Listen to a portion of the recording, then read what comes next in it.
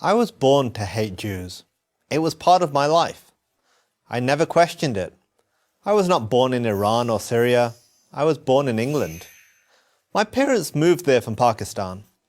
Theirs was the typical immigrant story. Moved to the West in the hope of making a better life for themselves and their children. We were a devout Muslim family, but not extremist or radical in any way. We only wished the best for everyone. Everyone except the Jews.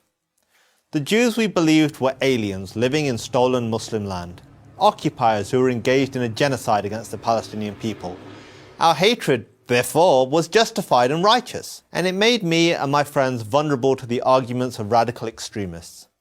If the Jews were as evil as we had always believed, mustn't those who support them, Christians, Americans, and others in the West, be just as evil?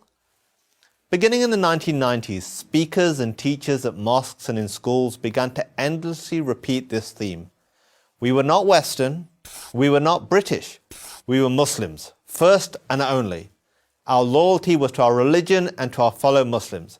We owed nothing to the Western nations that welcomed us. As Westerners, they were our enemies.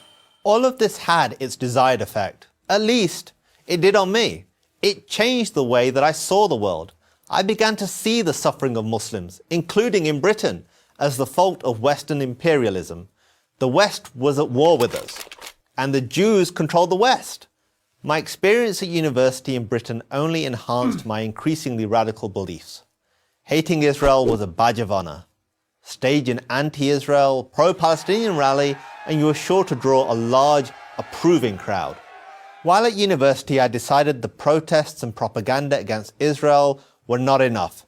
True jihad demanded violence. So I made plans to join the real fight. I would leave college and join a terrorist training camp in Pakistan. But fortunately for me, fate intervened. In a bookstore. I came across a book called The Case for Israel by Harvard law professor Alan Dershowitz. The Case for Israel? What case could there be? The title itself made me furious, and I began to read the pages almost as an act of defiance.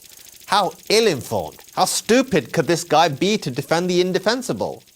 Well, he was a Jew. That had to be the answer. Still, I read, and what I read challenged all of my dogmas about Israel and the Jews. I read that it wasn't Israel that created the Palestinian refugee crisis. It was the Arab countries, the United Nations, and the corrupt Palestinian leadership. I read that Jews didn't exploit the Holocaust to create the State of Israel. The movement to create a modern Jewish state dated back to the 19th century, and ultimately to the beginnings of the Jewish people almost 4,000 years ago. And I read that Israel is not engaged in genocide against the Palestinians. On the contrary, the Palestinian population has actually doubled in just 20 years. All this did was make me angrier.